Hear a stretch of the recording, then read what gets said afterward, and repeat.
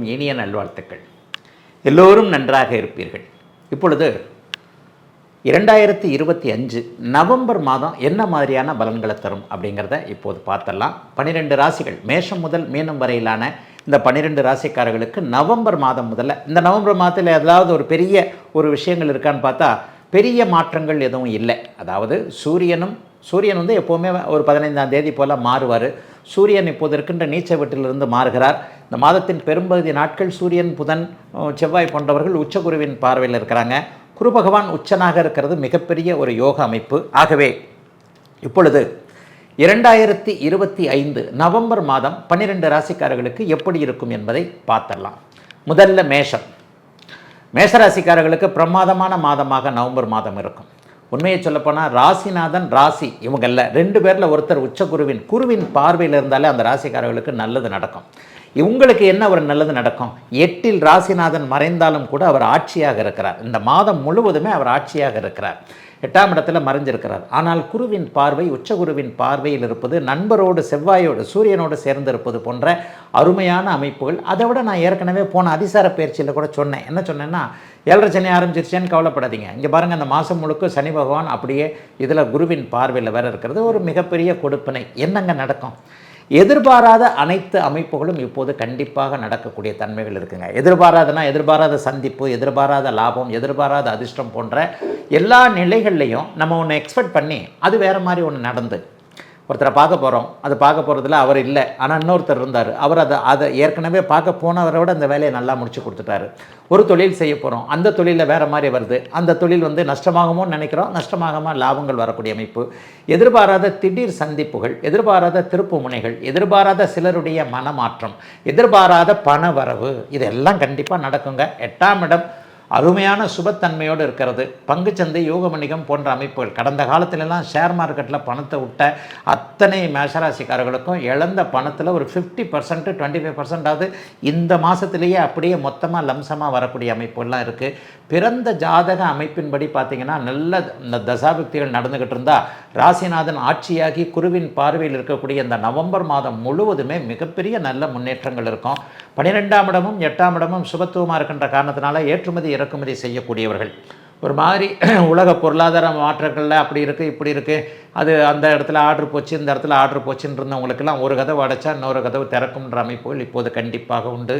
வீண் செலவுகள்லாம் அப்படியே நின்று சுப செலவுகள் வரும். வீடு கட்டணும்னு ஆசை வரும். கடன் வாங்கி கூட ஒரு இடத்த வாங்கி போட்டுடலாம். கடனுக்கு வட்டி கட்டிக்கிட்டு போனாலும் கூட ஒரு நிலையில் பார்த்திங்கன்னா திடீர்னு அந்த பொருள் விலையேறுன்ற மாதிரியாக ஒன்று பல மடங்காக நல்ல லாபமாக யோகமாக நடக்கக்கூடிய நல்ல மாதமாக இந்த மாதம் அமைஞ்சிருக்குங்க. ஆறாம் பாவகாதிபதி கூட 7ஆம் இடத்திற்கு வருகிறார். திரும்பி வந்து வக்ர நிலையில் 7ஆம் பாவகத்திற்கு போவார். சுபர்கள் நல்ல வலுவாக இருக்கின்ற அமைப்பு. 4, 8, 12ஆம் பாவங்கள் வலுத்திருக்கின்ற ஒரு யோக அமைப்பு. இந்த மாதத்தின் பெரும்பகுதி நாட்கள் சுக்கிரன் வந்து ராசியை பார்க்கக்கூடிய அமைப்பு. எல்லாமே மதிப்பு மரியாதையை கொடுக்கக்கூடிய அமைப்பு உண்டு. இளைய பருவத்தினருக்கு சோஷியல் மீடியாவில் எல்லாமே கை கொடுக்கக்கூடிய நிலைமைகள் மேஷராசிக்காரர்களுக்கு இருக்கின்றன. திருமணம் சார்ந்த விஷயங்கள்லாம் நவம்பர் மாதம் 5ஆம் தேதிக்கு பிறகே அப்படியே படிப்படியாக கைகூடும். சிலருக்கு வந்து ஏதேனும் ஒரு உறுதிமொழிகள் கிடைக்கக்கூடிய அமைப்பு, அதாவது நிச்சயார்த்தம் மாதிரியாக இது நடக்கக்கூடியது. அடுத்த வருஷம் கல்யாணமே நடக்கக்கூடிய அமைப்புன்னு அவரவருடைய வயதிற்கு ஏற்றாற் போல ராசிநாதனை குரு பார்க்க, ராசியை தனிச்சுக்கிரன் பார்க்க என எல்லாவற்றிலும் ஒரு நிம்மதி, சந்தோஷம் கண்டிப்பாக இருக்குங்க. பெரிய அளவில் கஷ்ட நஷ்டங்கள் இருக்காது. கடந்த காலங்களில் அடிபட்டு போன சில விஷயங்கள் எல்லாத்தையுமே திருப்ப கொண்டு வரக்கூடிய அமைப்புகள் கண்டிப்பாக உண்டு. வேலை, தொழில், வியாபாரம் போன்றவைகள் நன்றதாக இருக்கக்கூடிய அற்புதமான மாற்றங்கள் நிறைந்த நல்ல மாதமாகவே நவம்பர் மாதம் அமைஞ்சிருக்குதுங்க. ரிஷபராசிக்காரர்களுக்கு 3ஆம் இடத்திலிருந்து குரு பகவான் 7ஆம் இடத்தை பார்க்கிறார். அதே மாதிரி குரு பார்வை வாங்கிய செவ்வாய் வந்து அப்படியே 7ஆம் இடத்திலிருந்து அப்படியே ராசியை பார்ப்பது. இந்த மாதம் பார்த்திங்கன்னா ராசிநாதன் நீச்சத்திலிருந்து அப்படியே வெளியில் வந்து 6ஆம் இடத்திற்கும் 7ஆம் இடத்திற்கும் வந்து அவரும் ராசியை பார்க்க போகிறார். எதிர்ப்புகள் விலகக்கூடிய அமைப்பு. நண்பர்களால் ஏதாவது வந்து இது வரைக்குமே இல்லாத அளவிற்கு கை கொடுத்தல் போன்ற அமைப்புகள். பங்கு கூட்டு வணிகம்னு சொல்லுவோம் இல்லையா, அதாவது பார்ட்னர்ஷிப்பில் செய்யக்கூடிய விஷயங்கள்லாம் இன்றைக்கி நல்லா இருக்கக்கூடிய அமைப்புகள்லாம் ஒரு சிறப்பாக இருக்குதுங்க.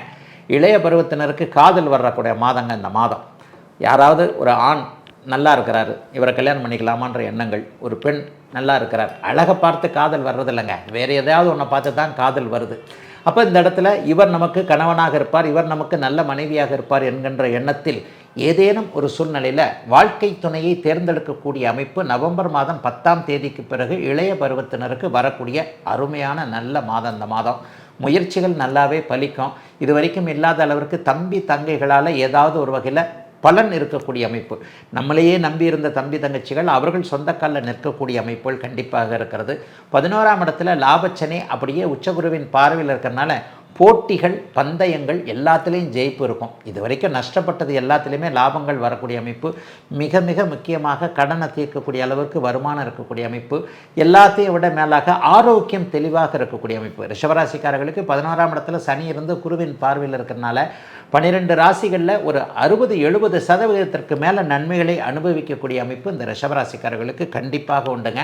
பெரிய சோதனைகள்லாம் நவம்பர் மாதம் கண்டிப்பாக இருக்காது. கட்டிடம் சார்ந்த தொழில் அமைப்புகளோடு தொடர்பு கொண்டவர்கள், பூமி ரியல் எஸ்டேட்டுன்னு சொல்கிறோம் இல்லையா, இந்த கட்டிடம் சார்ந்த தொழில் அமைப்புகளோடு தொடர்பு கொண்டவர்கள், மருத்துவம் சார்ந்த அமைப்புகள், மெடிக்கல் ஷாப் வச்சுருக்கிறவங்க, மருத்துவமனையில் வேலை செய்யக்கூடியவர்கள், லேபு டெஸ்ட்டு இது மாதிரியான விஷயங்கள் இருக்கிறவங்க, டாக்டர்கள், செவிலியர்கள், ஒரு இவங்க சொல்லுவோம் இல்லையா, நர்சஸ்ன்னு சொல்லுவோம் இல்லையா, இவங்க எல்லாரும் கம்பவுண்டர் இந்த மாதிரியான அமைப்பு, மருத்துவத்துறைகளில் பணி செய்யக்கூடியவர்கள் எல்லாருக்குமே இந்த மாதம் நல்ல விதமான பலனை கொடுக்குங்க. சகோதர மேன்மை இருக்குன்றதை நான் ஏற்கனவே சொல்லிட்டேன். ஒரு மாதிரி அண்ணன் அக்கால் போன்ற பெரியவர்களோடு கொஞ்சம் சண்டை கண்டை போட்டுட்டு இருந்தவங்க எல்லாருக்குமே பெரிய அளவில் முன்னேற்றங்கள் கண்டிப்பாக உண்டு. பாக்கியங்கள் கிடைக்கும். சில பேருக்கு சொந்த ஊருக்கு போகக்கூடிய வாய்ப்புகள் கிடைக்கும்.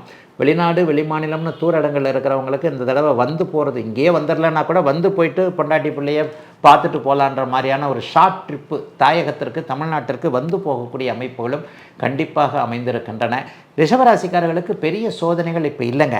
இப்போ நான் சொன்ன நன்மையை விட உங்களுடைய பிறந்த ஜாதகத்தில் அருமையான அமைப்பில் நல்ல தசாபக்தி அமைப்புகள் இருந்தால் மிகப்பெரிய அளவில் கண்டிப்பாக முன்னேற்றம் உண்டு. சிலருக்கு மட்டும் எதிர்ப்புகள் இருக்கக்கூடிய அமைப்பு இந்த வாரம் அமைந்திருக்கிறது. ஏன்னா ராசிநாதன் 6ஆம் இடத்தில் இருக்கிறனால அதை தவிர்த்து நல்ல மாதமாகவே அமைந்திருக்கிறது இந்த நவம்பர் மாதம். மிதன ராசிக்காரர்களுக்கு மாதம் முழுக்கம்னே சொல்லுவேன். 6ஆம் இடத்துல ராசிநாதன் புதன் இருந்தாலும் கூட உச்சகுருவின் பார்வையில் இருக்கிறார். அதே நேரத்தில் செவ்வாயும் அங்கேயே இருக்கிறார். என்ன எதிரிகளுடையே வேலை செய்யக்கூடிய அமைப்பு இப்போது மிதன ராசிக்காரர்களுக்கு நவம்பர் மாதம் முழுக்க இருக்கும்.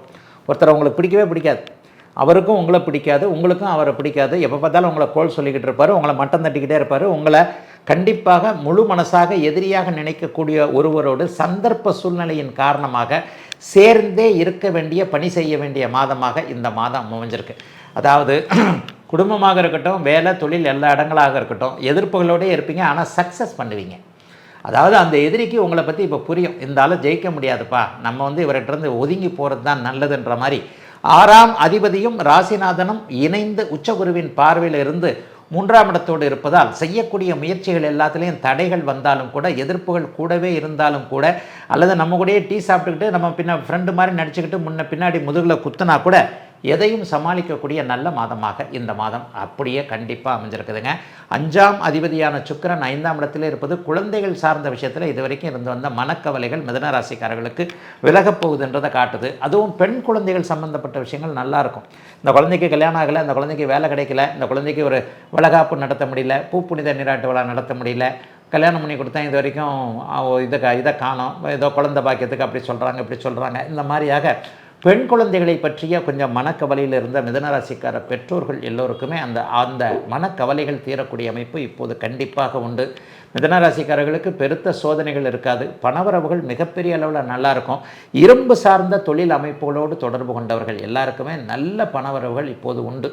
அதாவது கட்டிடங்கள் சார்ந்த கம்பி சம்மந்தப்பட்ட விஷயங்கள், சென்ட்ரிங்னு சொல்கிறோம் இல்லையா, அந்த இரும்பு தொழிலாளர்கள், சனி சார்ந்த மற்ற சுரங்கம் சார்ந்த தொழில் அமைப்புகளோடு தொடர்பு கொண்டவர்கள், பாரை கூட சொல்லுவேன், டாஸ்மாக் பாரில் வேலை செய்கிறவங்க அல்லது அந்த பார் சம்மந்தப்பட்ட சப்ளை செய்யக்கூடிய அனைத்து மிதன ராசிக்காரர்களுக்கும் இந்த மாதம் நல்ல விதமான வருமானங்கள். அதை விட முக்கியமாக டெலிவரி பாய்ஸ், இப்போ இந்த ஸ்விக்கி இது ஜொமோட்டோலாம் இருக்குது இல்லையா, இந்த மாதிரியான விஷயங்களில் டெலிவரி பண்ணுறீங்கள, பைக்கை ஓட்டிக்கிட்டு, டாக்ஸி ஓட்டிக்கிட்டு, ஆட்டோ ஓட்டிக்கிட்டு, இவங்க எல்லாருக்குமே கடந்த மாதத்தை விட ஒரு நிறைவான நல்ல வருமானம் இருக்கக்கூடிய ஒரு அற்புதமான நல்ல மாதமாக இந்த மாதம் கண்டிப்பாக அமைஞ்சிருக்குதுங்க. மிதனராசிக்கார பெரியவர்களுக்கு சந்தோஷம் இருக்கின்ற போலவே இளைஞர்களுக்கு நல்ல சந்தோஷம், வேலை கண்டிப்பாக நல்லாயிருக்கும்.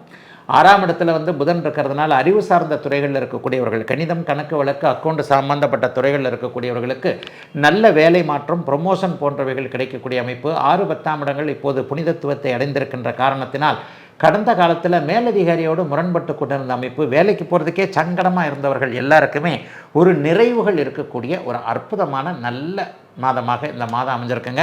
எதை பற்றியும் கவலைப்பட தேவையில்லாத எதிர்பார்ப்புகளோடு கூடிய அத்தனையும் நிறைவேற்றக்கூடிய நல்ல மாதம் மிதுன ராசிக்காரர்களுக்கு இந்த மாதம். கடகராசிக்காரர்களுக்கு பாருங்கள், ராசியிலே குரு உச்சமாக இருக்கிறார். மாதத்தின் பிற்பகுதியில் பார்த்தீங்கன்னா யோகாதிபதிகள் சூரியனும் செவ்வாயும் 5ஆம் இடத்துலேருந்து குருவின் பார்வையில் இருக்கிறாங்க. கடகராசிக்காரர்களுக்கு உண்மையிலே நல்லது நடக்குங்க.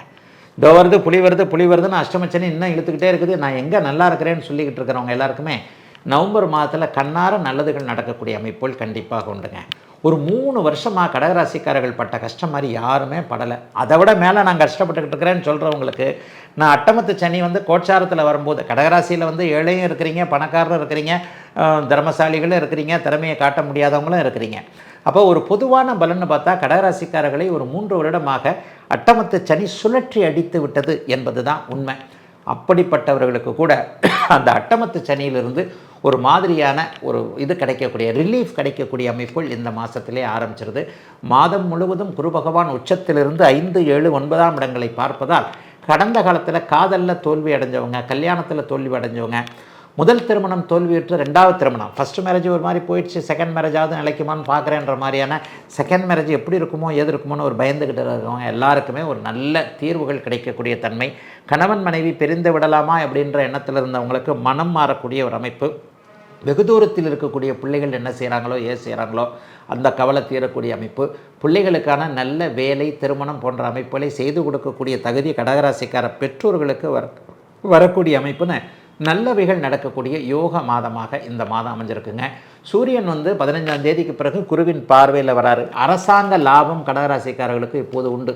தாசில்தார்கிட்ட பட்டாவுக்காக அலைஞ்சிக்கிட்டு இருக்கிறேன், கலெக்டர்கிட்ட மனு கொடுத்து அலைஞ்சிக்கிட்டு இருக்கிறேன், மந்திரியை பார்க்க முடியல, எம்எல்ஏ பார்க்க முடியல, இவங்க எல்லாருக்கும் மிகப்பெரிய நல்ல மாற்றங்கள். அரசாங்கம் உங்களுக்கு ஆதரவாக அனுசரணையாக நடந்து கொள்ளக்கூடிய ஒரு அமைப்பு. நம்மளே வந்து அரசாங்க வேலை வாங்கணும் அல்லது நானே எம்எல்ஏ வாங்கணும், மந்திரி ஆகணுன்ற முயற்சியில் இருக்கக்கூடிய கடகராசிக்காரர்கள் அனைவருக்குமே வரப்போகின்ற எலெக்ஷன் நல்லா இருக்கக்கூடிய ஒரு அமைப்புகள்லாம். ஏன்னா எலெக்ஷன் நடக்கிற நேரத்தில் கடகராசிக்காரர்களுக்கு பிறந்த ஜாதகம் எப்படி இருக்கோ அது அப்படி தான் 70% பலன்கள் நடக்கும். கடகராசிக்காரர்களுக்கு இப்போது சோதனைகள் அதெல்லாம் ஒன்றும் பெருசாக இல்லை. ஆக பொது வாழ்க்கையில் சாதிக்கணும்னு நினைக்கக்கூடியவர்களுக்கு சாதனைகளை செய்யக்கூடிய அளவிற்கே இப்போது கண்டிப்பாக அமைந்திருக்கிறது.